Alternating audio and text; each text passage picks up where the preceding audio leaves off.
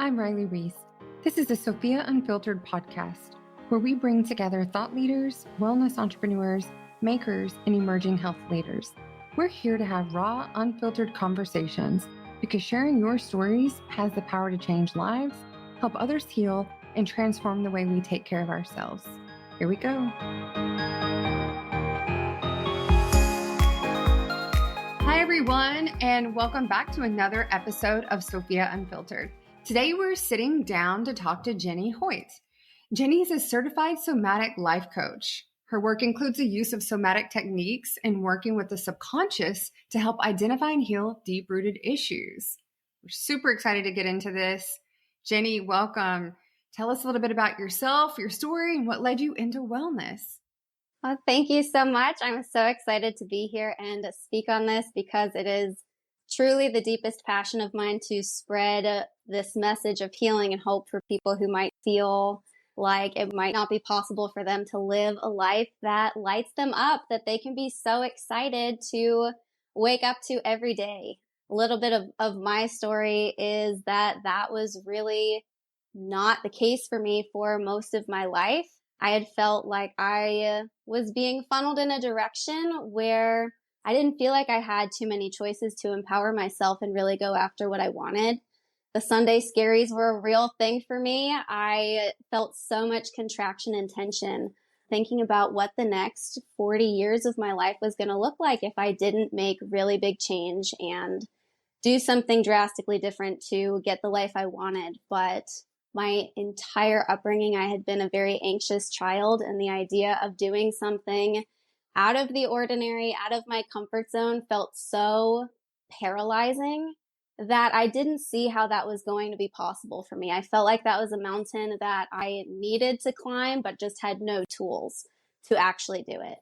And I have tried a couple of different really conventional modalities of healing. I was on prescription medication for anxiety and depression for a long time. I did a lot of cognitive behavior therapy through high school and college, but I felt like they weren't hitting the root of what I needed to fix and deeply heal to be able to go after what it was that I needed to do.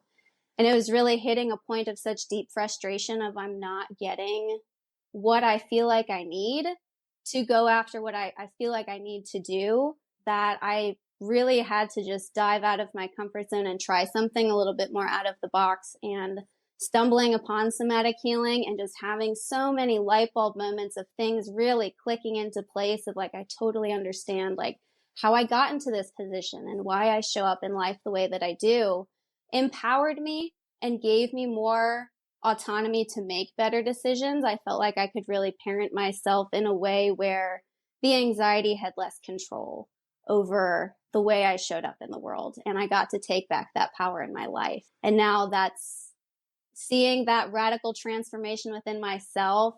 Just, it was such a no-brainer that this is absolutely what I am meant to do, to share with other people and help them along that journey if they can resonate with being in that place. Oh, I feel like so many people and so many of our listeners are going to be able to easily resonate with your story. And just listening to you speak where you're like, I was approaching my symptoms with conventional medicine, doing the things that I was told to do, see the people I was told to see, take the prescriptions that I was told to take. But at the end of the day, the root concern was not being treated. And I think that that's just such a profound moment of clarity that people are starting to investigate for themselves. So I'd love if you could expand a little bit on that. So at what point in those early stages were you like, I'm only treating the symptoms, but I'm not really treating the root? And, you know, I always think about things with gardening and it's like, oh, you know, I'm just like trimming the weed instead of actually addressing the root. No, I absolutely love that analogy, and that plant analogy is something I use very frequently myself as well. I would say when I noticed that I was in a pattern of going to my therapist's office every week and I would leave her office feeling really good and watching that good feeling fade and for, you know, a couple of days, maybe 2 or 3 days until I was back to like, okay, like now I have this new situation where I have no idea how to handle it. I have to wait until I go see her again before I can get that good feeling back. I just felt like, is this the best I can hope for with this method, like that I'm just going to be constantly stuck in week to week going to see this person that my happiness and life satisfaction felt somewhat reliant on, did not sit well with me. I never want to feel like I'm reliant on something outside of myself to feel good, to feel fulfilled, to feel excited about my life. Where I just got to a point of, after doing that for a while, that I realized, like, this is just not working for me. Like, I need to scratch this idea and just try something completely different. Absolutely. I feel like the more and more people we talk to, there seems to be some commonalities around self-awareness, self-reflection, and mindset, where it's like, okay, this is the mindset that I've been told to have, but it's not working. It doesn't fit for me. It might work for you, but this isn't fitting for me as an individual. And that level of self-awareness is really kind of like the spark that ignites so many changes. So thank you so much for clarifying that. So for our listeners that are feeling the same way that you've felt in the past, they're checking off all of the boxes and they're following all of the quote unquote things that they've been told to do, but finding that moment of self-awareness and are curious to begin investigating other modalities and other treatment options. Can you speak a little bit to what somatic healing is, what that encompasses, and why it works for you so well? Absolutely. So simply put, I would say somatic healing is letting your body be part of the conversation in your healing journey. And I think that piece of letting your body be involved in this process is the missing piece that I think so many people are looking for, because in a lot of our conventional methods, it is cognitive behavior therapy, for example. The problem with me is it was very much, I was just stuck in the mind. I was thinking about my problems. I was talking about my problems week after week after week. But what the issue actually was the way that my body was responding to my environment. It was very much an emotional issue. And when you're just staying stuck in the mind, you're talking, you're thinking about it constantly, the emotion that's rooted in your body, if your nervous system is feeling unsafe, is not feeling like it has a space to really express and to be and to take up space, that is the root of so much of what was keeping me stuck. And it just wasn't being addressed, no matter how much I was going to talk about it. So somatic healing is really like diving into what's going on in your body, what's present, where is there tension, where are you feeling blocked, and exploring what is the story behind that energy that's just lodged in your body, and giving it a space to express, to share the story of how it got there, and being able to meet the emotional needs that were not met early in life that caused those blocks to begin with. And once they get addressed and acknowledged, it's incredible how quickly you get to move through those blocks, and you just notice that you're showing up in life in a completely different way. It's not something that, you just do the work when you're in the session and then you leave and it's done. You see the evidence of it as you're going through life playing out across so many different areas of where you're showing up. For me, that was truly, truly impactful and profound, and was the missing piece I had been looking for. Can you speak a little bit to, you hit this frustration point and now you discovered somatic healing. What does a session look like for all of the listeners out there who are going through this frustration? What can they expect? What is this session? So many people turn to talk therapy or prescriptions because they go to their doctor and there's nothing else, right? We all know that there's this world of all these different practices and techniques, but where did you start? Like, what did that time frame look like? Was this, okay, I'm frustrated with talk therapy. I don't want to depend on this all the time. So you started going through session by session. Did you find, like EMDR? Did you slowly work your way into this? And then what can people expect? From a session, multiple, So speaking for my timeline, there was probably about a 2-year period between when I stopped therapy before I actually found somatic healing, where I was just kind of in this limbo state of like, let me just see what else is out there and kind of exploring my options. But it was just like finding this body of work and noticing like, wow, nothing has spoken to my experience as pointedly as what I'm seeing here of like noticing what's going on in my body and how no matter how much I want to change, I'm just like pushing up against a wall that I cannot get past. So much spoke to me where I just knew like, okay, I've got to at least give this a chance and explore it and see what's there. And I went through probably like the first 6 months for me of working with a somatic healer myself was incredibly transformational. I think, the rate that people can see change with this work, I think relies really heavily on kind of your type of personality. I tend to notice that people who are more open-minded to it see results a little bit quicker because their bodies are a little bit more open to expressing and feel a little bit safer to put, vulnerable things out on the table. And people who maybe are a little bit more reserved or this is just totally new to, it can take a little bit longer to warm up to the practice. But that's not to say that, some people will see results, some people won't. The timelines just can be a little different. For me, I was definitely more on this is really unfamiliar, like I'm being asked to explore things I've never conceptualized in this way before. So it took me a minute to catch on to it. But within the first 6 months of me practicing it, I completely changed the relationship I had with anxiety 180 degrees. When I started, my anxiety was so crippling to the point where I really wasn't able to function in daily life. I was having trouble driving. I had so much dread around social interactions that I noticed I was avoiding showing up to things, and I really didn't like seeing it influence my daily life that much. But within 6 months, I was able to regulate my nervous system and establish a sense of safety in my body in a way where I did go into an environment that had previously felt unstable to me or unsafe, that I had tools to acknowledge what was going on before it got out of control and do what my body was looking for to take it down a notch, drop back into a relaxed and safe space, and be able to just like fluidly move through those environments. And it was probably the first time in my life I was like, this is what it feels like to be a normal functioning person without anxiety. It was so foreign to me. I had never felt that way before. And I am incredibly grateful to have experienced that because it was just so much easier to move through with these tools and being able to acknowledge, how am I feeling? What is it that I need? And knowing what to do about it. I'm like low key pulling up tabs on my computer. It's like somatic healer near me. This is something I need to investigate because I'm like, as somebody with anxiety, like what you're saying, I'm sure just like with me right now will resonate with so many of our listeners where they're like, oh man, like, yeah, maybe this is something I need to look into. And I think that something you had said earlier really just struck a chord with me where it's like, we need to invite our body to be a part of the healing process.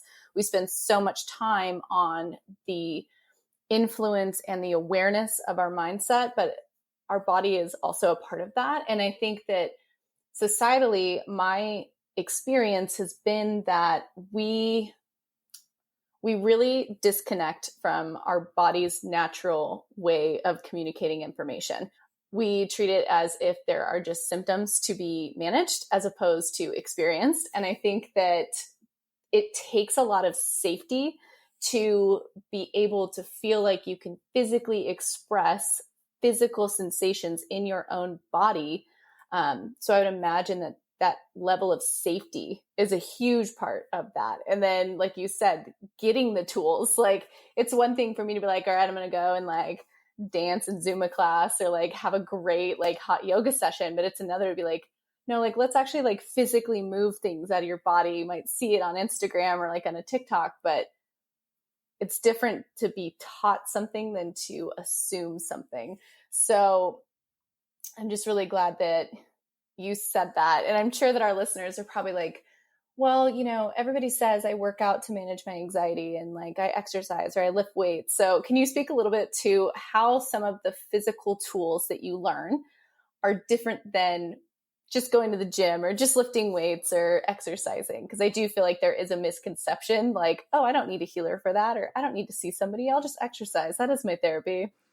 Yeah, that was actually, it had been one of my coping strategies earlier in life too. I had a religious fanaticism with the gym. I could not live without it. So I definitely empathize for anybody who's in that space.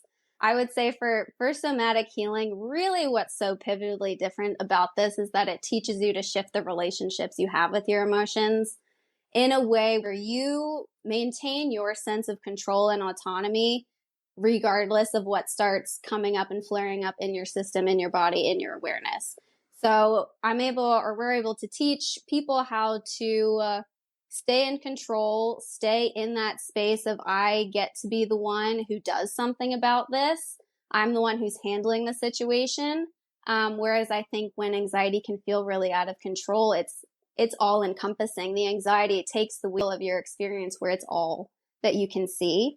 So really the tools that work person to person vary tremendously. There are some people who, shaking their body out and physically releasing that energy works really well. There are some people who it's simply like returning to some sort of phrase or grounding practice that reestablishes this sense of safety, like you were saying, in their body. And that could look from the outside as nothing more than just like sitting in a quiet space or just, taking a quiet moment. So what it looks like externally can vary tremendously from person to person, but it's really learning to shift that relationship with the parts when they're showing up, the anxiety, wherever that's stemming from. That's so pivotal. And learning kind of where these pieces originated from, I think is so powerful. To me, when you have the information to understand how you got to the place that you're in, shifts that dynamic of like, okay, I understand how I got to this place. Like, I understand why I'm feeling this way. Gives you so much more autonomy and control to really do something about it, rather than it pops up and it's like, oh God, I'm feeling this way again. I hate when I feel this way. Like, I don't know what to do. And it just kind of leads to this spiraling feeling of feeling out of control and not really knowing how to handle it and being very reactive, versus maintaining that sense of autonomy and being able to respond in a way that's going to support you as best as possible. And that's great. So these mind-body exercises, and so let me say also, I think it's such a great point that Lauren made. This is not like, okay, I'm going to go to the gym, right? I'm going to go dance. I'm going to be fine. Like, you have to learn how the tool drives this awareness to this mind-body connection and where we store all of this energy and our emotions. But it also sounds like from some of this with the exercises ranging from breath work, meditation, visualization, the grounding, massage, or dance. Is this something that you can learn? And this is a tool that you can have if you have one of these flare-ups? Like, can you eventually get to where you're not always going to that practitioner or the therapist? Like, you mentioned this in the beginning. You said, I don't want to be constantly, relying on these external tools and people for your control over your sense of self. Absolutely. So is this something that you can use? Yes, that is my goal and why this is a practice that worked so well with what I was looking for, because exactly like you said, I didn't want to be reliant on another person to make me feel okay. And like I mentioned earlier, shifting that relationship with the sensations when they come up, you are that person who gets to make yourself feel okay again. You're empowered to change the state of how you're feeling, how you're interacting with the world, because you have the understandings of, where these parts came from, where the anxiety is stemming from, how you got to be in this position and what to do about it. So the tools, like you had mentioned, meditation, breath work, all those things are really beautiful, but and they're great for, the process of being able to learn to regulate your nervous system. But it's beautiful when you go through somatic healing and using those modalities, that you become triggered less often, that it becomes just kind of like natural to just, in the moment, if you notice something come up, like, okay, what is the grounding practice that works for me? For me personally, something that I find really effective for my anxiety when it flares up is just telling myself, like, I am physically safe. Because safety, like Lauren mentioned earlier, I think is really overlooked. And bringing that back into my awareness of like, okay, my body's feeling anxious because in some way it's feeling under threat. And just telling that to myself, like, I'm physically safe, reminding me like nothing physically bad is going to happen to you in this situation, brings me back into this place of clarity of like, yeah, actually things aren't as bad as my body is acting as if it is. This is not a survival situation.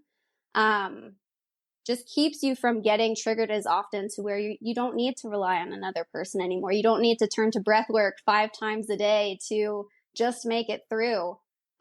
Your nervous system is learning, like, I don't need to be as triggered as I used to be, because you're meeting those unmet emotional needs that happened early in life that got us into the places we are today, where we're feeling really anxious, constantly triggered, a little bit on edge.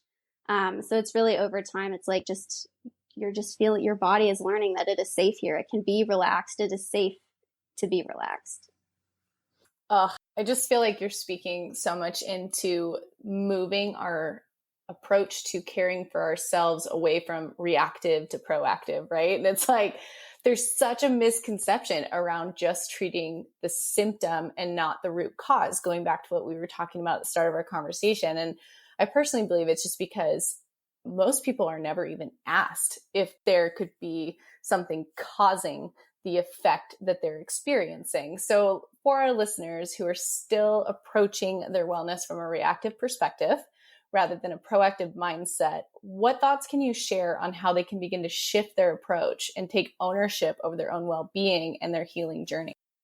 Oh, the biggest shift for me was coming to understand that the root of all my little symptoms of anxiety, no matter where they popped in the day, all stemmed to some very core unmet emotional needs that developed early in life. And safety is a big one for a lot of us. Some other ones might be love, connection, security, within relationships, trust, things like that. When our body feels like those things aren't being met, or really early in life in our formative years when they weren't met, we have these little gaps or like trigger points that whenever we're in a situation as our adult selves now, our nervous system is still functioning as if we never got those needs met.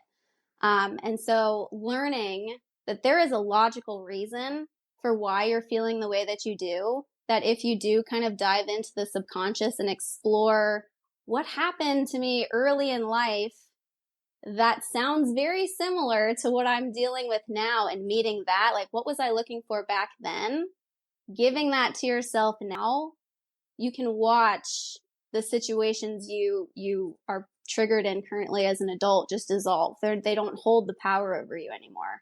And I think that was something that I really would have appreciated hearing earlier, is that there is a logical reason for why you're feeling the way that you do, because I had felt like there was just something functionally wrong with me that I didn't know really had a solution to it. But seeing now, like, so much of what I had been struggling with had such a clear and definitive starting point, and learning the language to explore that with somebody was profoundly helpful in articulating it to myself of, okay, what is it that I was missing? What is it that I need now? What does it look like to give that to myself, to be the adult now I didn't get to have back then? Was such a huge shift and such a huge relief for me to hear. There's such a clarity around being curious and asking why. Like, you had said that there was a logical explanation behind what you were feeling and experiencing. And I feel like so often when we look at physical ailments or physical symptoms, we're like, okay, well, why did I get sick? Oh, I was around my kid who was, everybody at the daycare is sick. Or, oh, why does my knee hurt? I must have done too heavy of a weight or had bad form at the gym. Like, we always try to connect the dots to like this logical explanation. And it's almost like we've conditioned ourselves to ignore the fact that there could be an emotional, logical response to the symptoms that we're experiencing. So I just love that you touched on that. So thank you so much for sharing that. Of course. Yeah, I think it's so interesting the way that we approach physical health and the difference between the way we approach it emotionally, because also with that analogy, if you get sick, we're also so much kinder to ourselves and feel like it's appropriate to allow ourselves to rest and like, okay, I'm going to take it easy so my body can recover. And I know this was really the case for me when it came to my emotional health and I was struggling. I was terrible to myself about it. I treated myself terribly. I said horrible things to myself of like, why are you constantly struggling this? Like, why is life so hard for you? Like, there must be something wrong with you. When really the same approach needs to be had for both, of like, I need help. I need rest. Like, I need to treat myself gently as I'm working through this. Which I think would have been another really helpful thing for me to hear somebody to say, that it is not helping the situation at all to be judging yourself so harshly for suffering in the way that you do. It's not going to get you any closer to solving that problem or fixing that wound, and really being curious, like you had said, and being compassionate towards yourself really is what accelerates the healing. Just like when you're physically sick, treating yourself gently is the best thing that you can do to help your body heal. So going back to this somatic experiencing and really finding the core root of trauma, right? So there have been a lot of studies around using somatic experiencing for trauma, right? So I think there's a book actually called The Body Keeps the Score, right? So like your body doesn't forget is what you're talking about, right? So whatever happened to you as a child, or that traumatic event, right? Or PTSD survivors, there's a traumatic event, there's a trigger point where our bodies don't forget, but then we're 20 years later dealing with the emotional or the anxiety or all of the effects that are coming out and presenting themselves in ways that we don't often correlate because it could have been years ago. So using somatic experiencing, right? We sit down and talk about meditation or dancing, but how does this go back, and how do you find that trigger? How do you find the core? I mean, we know we're talking about something that you found years ago that you said came from needing a safe space. How does this work? I mean, and it sounds like you found almost instant relief as well. I mean, it's probably, the awareness was probably just felt like a weight off of your shoulders, I imagine. Absolutely. The awareness was pivotal for sure, but it is also like the emotional shifts that happen within the session, where you're just changing the relationship with that pain, or giving that pain the space to finally come forward and be expressed and witnessed, also can't be understated. So in a session, it is the client's responsibility to kind of come prepared with something that they want to talk about and explore. And it can be so simple and so small, just something that kind of got under your skin, that didn't sit well with you, that caused some sort of emotional reaction. And so from that place, we drop into a meditation using like a guided meditation or breath work, something where we're kind of able to turn down the mind, get out of the busy mind, and sink into the body, and exploring the story behind the emotions that were present when that situation happened. And from that place of being able to put that on the table, give that some space, acknowledge it, let that part know it gets to be there and it's safe for it to be witnessed and to be explored. From that place, we get to talk about, when were early life experiences where you were feeling somewhat similar, where maybe you felt like somebody who was supposed to love you wasn't listening to you, or didn't make you feel important, or a time where you had felt like you were being taken advantage of, something like that. And it's not so much about, the story being similar, it's the emotion, how it felt in your body when that was happening, is what we're so much more interested in. And it is incredible. Like you said, the subconscious hangs on to everything we've ever experienced. So even though you might not be able to consciously recall that memory at the start of a session, that when the body feels safe to be vulnerable and feels like it really has a place to be heard, that these memories do come up and they resurface, and the subconscious is happy to let you know, like, this was actually a really pivotal experience you had early in life that stuck with you, that you may have completely blacked out and had no conscious memory of. So in these sessions, it's really incredible to see the body work and what can come up, what comes through. And once we kind of find like, okay, this was really the initial wounding, this is what, we're interested in diving into. It's, what did you need back then that somebody wasn't able to give you, or you didn't have the tools to be able to give yourself? How would it look like for you to be able to give yourself the love you didn't receive, or to make yourself feel important, or like you deserve to take up space and be comfortable in this situation? What would that look like? And that could be anything from just like shifting the energy with that emotion, to having a hard conversation with that person, or boundary setting in real life. Sometimes you don't even need to involve the other person in this situation, and sometimes it is appropriate to do so. But from that place of just letting that emotion come forward and express itself is really the meat of what we're going after in a session. I think that something you said struck a chord with me just from my own experience with therapy and my own healing journey. And it brings it back to something that is fairly common in our discussion today, which is that self-awareness, but more so that accountability of self and our own healing, and allowing ourselves to reparent or safely express what we were told not to express for whatever reason. And I think that so much of that compassion for self is also surrounded around forgiveness, not just of others, but primarily of ourselves. Because I know that a lot of people who have been traumatized or who have experienced serious traumas, they may be unwilling to forgive their offenders or the experience. But that forgiveness of self is something that can be so healing. So I'd love to hear your thoughts and a little bit more expansion on that self-compassion and self-forgiveness. Definitely. Oh my gosh. Self-forgiveness was something that it felt impossible for me before I started this work, because I was somebody who, if I messed up a little bit or didn't give 120% to something, would tear myself apart over it. I could not handle anything less than 100% productivity and 100% perfection. And what really shifted the game for me with that was inner child work, which is part of what we play with in somatic healing as well. What I think makes that so impactful for people who struggle with self-forgiveness and extending the compassion maybe they can more easily express to other people towards themselves is when we can see, like, connect the dots back to how I got to the place where I am today, and see it really all stemmed from this really young, vulnerable version of yourself who didn't have the control over their environment to be able to stand up for themselves. You really were doing whatever it is that you could to survive. And now as an adult, those strategies might not be helping you and might actually be sabotaging you instead, which is where the wall, analogy might come in, where it just feels impossible to get by, because these are strategies that were initially designed to keep you alive. They were so important, and your body's having a hard time learning to let that go.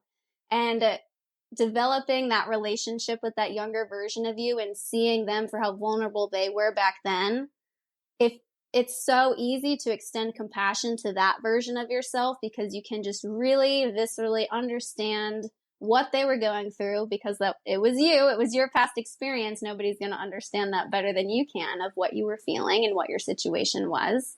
So it is naturally easier for us to be compassionate towards our younger selves. And with time, you can really develop this relationship of understanding that this younger version of me still exists within me today. I am still that 6-year-old girl in some way, and I get to love her. She is so important to me. Makes extending that compassion towards yourself, realizing, like, I'm still that person. That's still me. And it doesn't have to be this really distinct thing anymore. So starting with, learning to extend compassion towards the younger version of yourself, and watching that slowly transfer to realizing, like, that's still me, and extending compassion towards yourself from that point gets to feel so much easier and seamless and natural. Yeah, I think that is just really incredible. And I think we were just talking about this earlier or before on a show. I mean, we're talking about, just so everybody knows, our listeners know, if you're like, okay, I don't have anxiety yet, this isn't for me, just to give you some perspective. So like 34.8 million children in the US, about half of our children are exposed to an adverse childhood experience that can adversely affect their future and well-being. So I just want everybody to understand that you don't have to hit the point where you have anxiety or present with any of these. You don't have to specifically remember a traumatic event. I mean, we're talking about any type of feeling of guilt, shame, disgust, panic, anger, any of these symptoms that are presenting, knowing that half of the children today are going through a traumatic event could benefit from this work. Just this mind-body awareness. So in our perfect world at Sophia Health, like, how amazing would that be if we started proactively driving awareness to these free tools that we have available to us? Yeah, absolutely. I mean, you're so right that this is something that it can apply to, I would say, pretty much everyone. I mean, trauma doesn't have to be a big T trauma where you had some really life-altering experience. So often it can actually be in the little things of a parent constantly redirecting you or nitpicking your behavior, something that on the surface we might see as being normal. and appropriate parenting can leave an impact of feeling like I'm not good enough. I can't trust myself. I need to do XYZ to have or to be approved to receive love because, your parent back in that day was your source of love and was your source of safety. So if you learned in any way, I need to perform to receive that. As an adult, that shows up in perfectionism tremendously. It can show up in, imposter syndrome of just never feeling like I'm good enough to be here. And so while there's a lot of people who can say like, I don't present with anxiety, like that's something that doesn't apply to me. I think so many of us do have these little coping strategies that aren't really serving us anymore, that in some way are sabotaging us, even if it doesn't fit under a clinical label, still could benefit from doing some of this exploratory work to see, where can we clean it up? Where can we like soften these edges a little bit so you get to move through life feeling like things get to be easeful, I get to feel confident. I get to love myself and feel proud of what I've accomplished. I think it's just something that anybody could benefit from, honestly. I agree. I think too, like there's so much to be said about the unknowns of the effect of social media and growing, like so many of our younger generations with growing up with nothing but external validators and never really even being taught the conscious work of inner validation.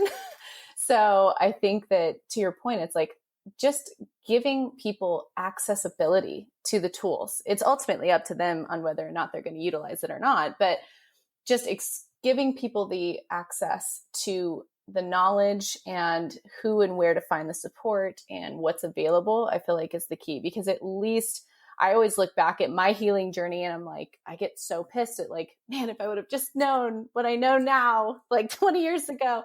It's like, we can all look at our past and be like, I don't regret anything. I am who I am because of what I've experienced. But I'm like, knowledge is power. Like, if we don't know what we don't know, but once we know it, it is our responsibility to utilize it or not. So I feel like it's just so great that you're doing this work and just spreading awareness, because I do feel like publicly there is a misconception around our physical health, our mental health, our emotional, spiritual, whole body health. It's like, well, you don't need that unless it looks like this, or like, well, you don't need to do that unless you've done this first. And it can present in so many different ways. And in a world of nothing but validation for external markers of success, just giving people the tools to begin to internally validate. I mean, like one of the last things that you just said, where it was like, I am proud of my accomplishments. Look at what I have done for myself.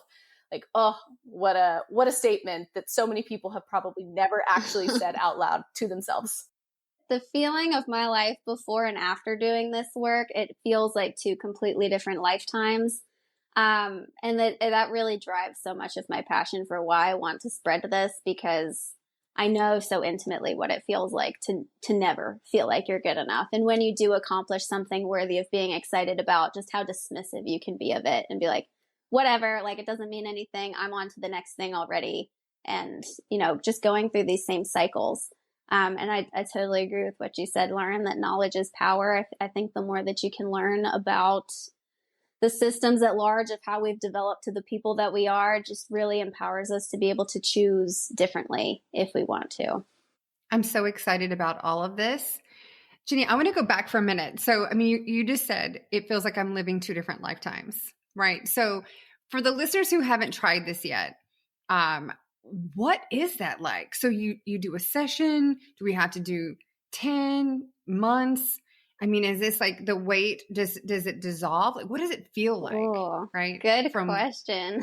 maybe just from one session to the next, but like, okay, we're here and we're pumped up and we're so excited to try this. And is this like, I mean, I know there's different cases, right? So we have the triggers, the trauma, the anxiety. We also have, I think I'm fine. So we have different starting points, but I'm going to do the inner child work and see how that goes. So is this something that you realize over time? Like I did the work, but over time you're like, oh my gosh, I don't care about half the things that I used to care about. I'm not mentally ruminating anymore. Yeah.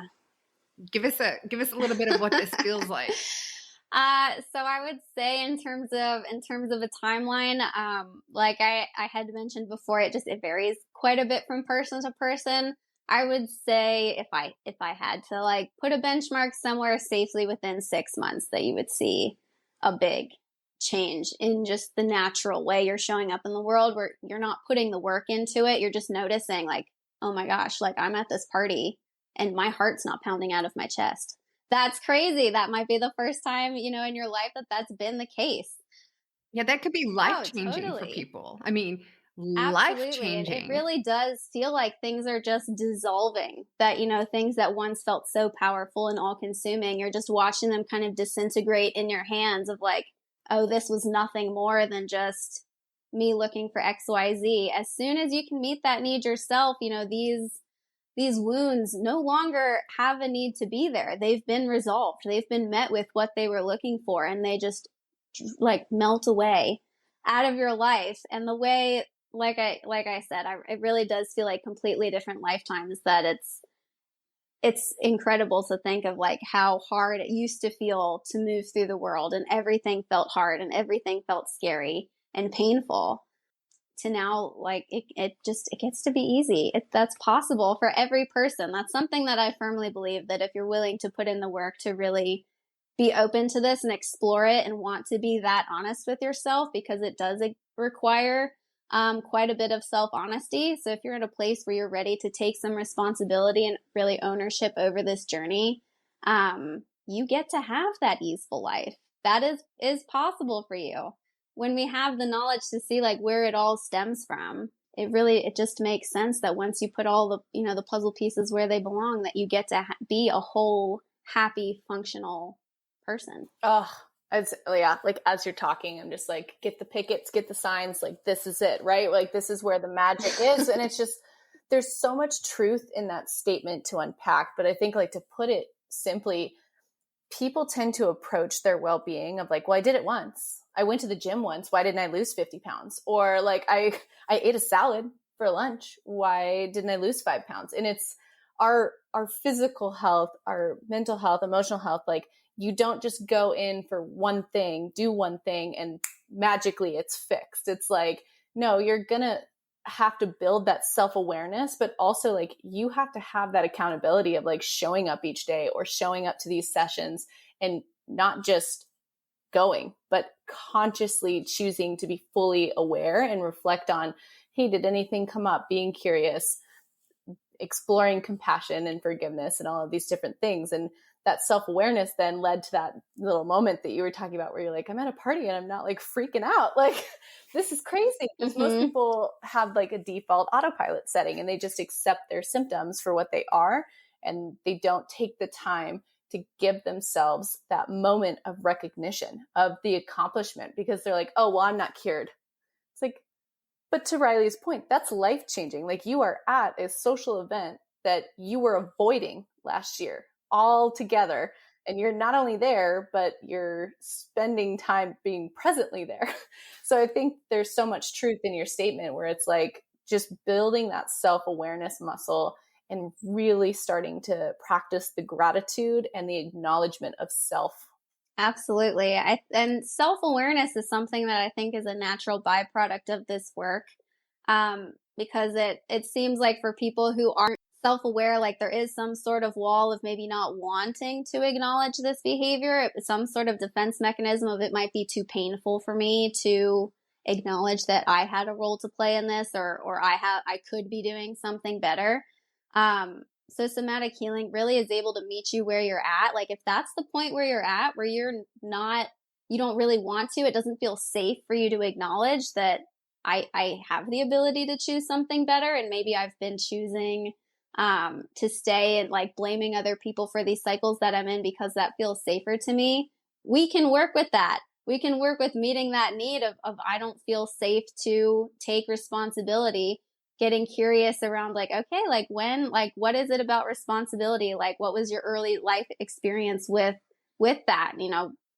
Were you given too much responsibility early on in life and felt like that was so overwhelming, so you've shut it out completely?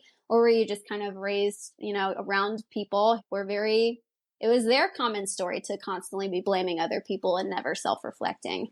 So really we're able to meet people where they're at and go from there. And with time in this practice of really seeing, these missing pieces, you just get to be more self-aware. It forces you into, well, I don't want to say forces, but it really is just like a gentle practice of being able to be more aware of the patterns you're exhibiting, the behaviors that you've been playing with in life, the cycles you've been functioning in, which I think that is essentially self-awareness.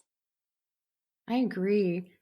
But I think, just thinking about the actual sessions and getting, you're going to have to go through the thick of it, really want to be accountable. You have to first be aware, and then you have to be accountable, and then you have to do the work. And I can imagine that going back through some of these different emotions that you may have blocked out, or the childhood trauma, any other types of trauma you may have experienced. I mean, I imagine it's not going to be easy to get to that turning moment in your life, but at the end of the day, we're all human and want to be loved and just want to live our lives and do our best and show up in the world. And, we just hope people want to do this work so they can get to that point and live their best lives and live it well.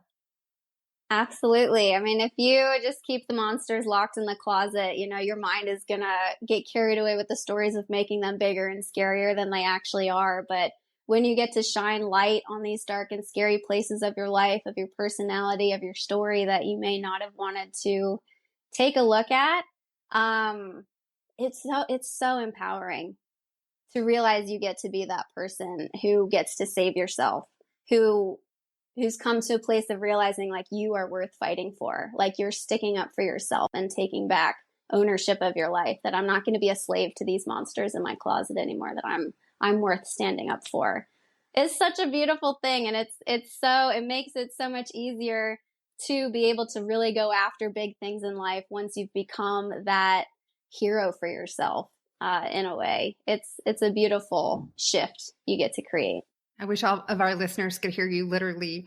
I mean, you were smiling. I mean, I've seen you every time you talk about this and the experience and how you feel now. Just for everybody listening, like she's beaming with just, I mean, I can almost see the relief on your face of just being so, I just see it on your face, going from like you reliving that anxiety piece to you just beaming with just excitement about how relieved you feel now. I mean, I wish people could see that because it looks incredible. Oh, thank you so much. Yeah, that's something I get to see reflected back to me and my clients as well, that they can tell me the same thing of like, I never would have guessed I had the potential to be the person I am now. I never knew life could feel this different.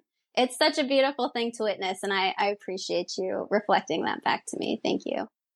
Yeah, and that was going to be my next question was, what have you seen, right, as a somatic life coach, and you get to work with so many different people? Like, are there any discoveries or insights, or, what have you really seen through your work with other people? Something that has really stuck with me is seeing that there's a wide range of people that I have been able to work with who come from completely different backgrounds, have had completely different experiences and stories, how so much of what was missing in our lives, or what it is that we're searching for, what we're struggling with, boils down to so many common points. And so often it's the things on the surface that we think might be the problems or what's holding us back. And it's so much boils down to these core fundamental, just unmet emotional needs, what we're all looking for. We're all looking to feel loved. We are all looking to feel safe. We're all looking to feel important and validated. And it is pretty incredible to watch people from all different walks of life be able to come to this similar point of being able to feel empowered and excited about who they are now, who they get to be, the direction that their life gets to go. Being able to see beyond the differences and recognize that at the core, we are all just looking for the same thing is really beautiful. Love, safety, and validation, whatever it takes us to get there. That's pretty cool to hear, no matter where you come from, no matter who you are, we're all looking for pretty much the same thing.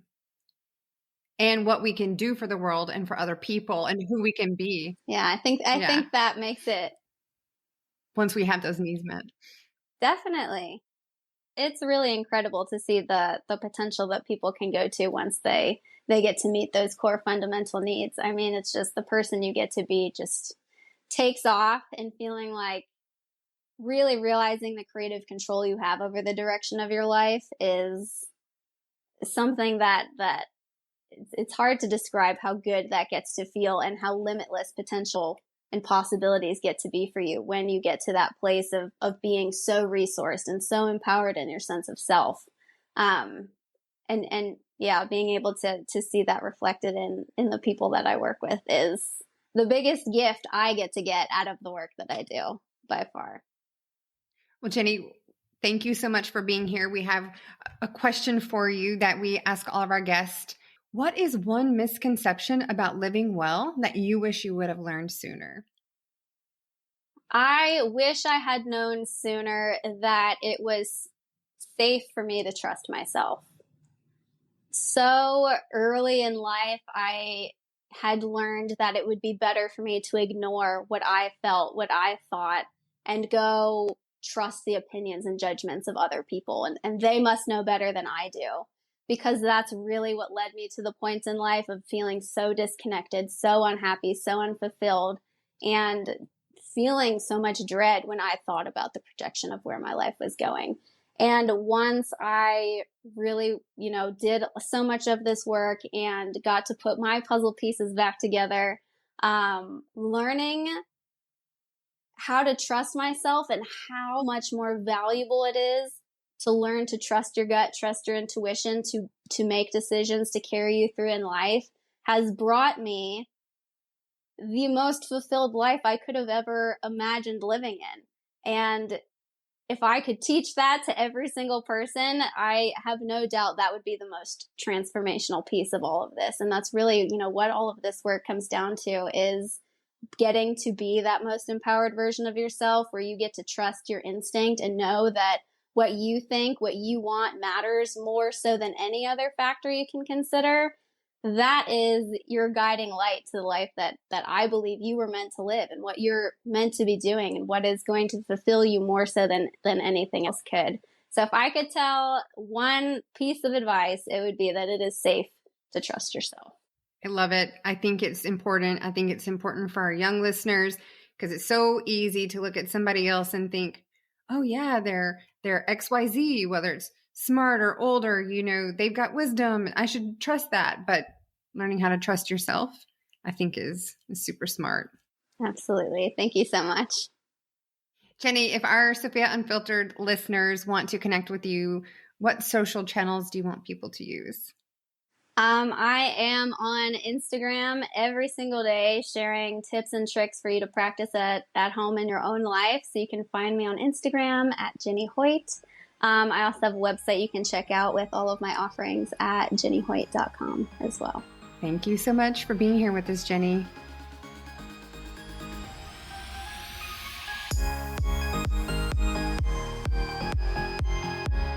Thank you so much for listening. This has been Sophia Unfiltered, a podcast by Sophia Health.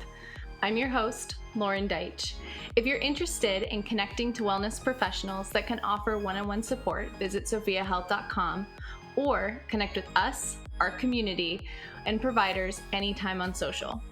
If this episode resonated with you at all, we'd love to hear about it in the comments section of your favorite podcast provider or with a 5-star rating. Let us know what your biggest takeaway was from the episode, or share it with someone you hope to inspire. Join us again next time for more real conversations, stories, and insights that help empower you with the knowledge and inspiration needed to transform the way we take care of ourselves.